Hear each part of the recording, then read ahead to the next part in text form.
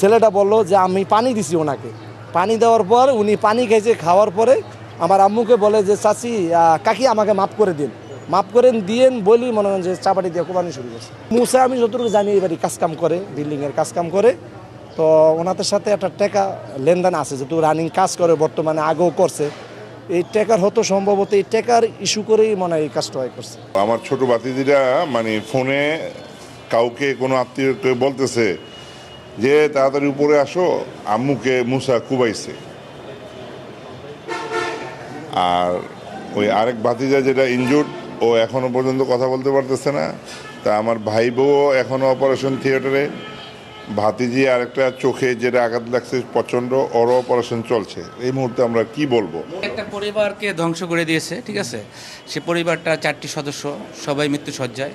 তো আমরা প্রতিবেশী হিসাবে যে ঘটনা ঘটাইছে মুসা, তার আমরা দৃষ্টান্তমূলক শাস্তি চাই।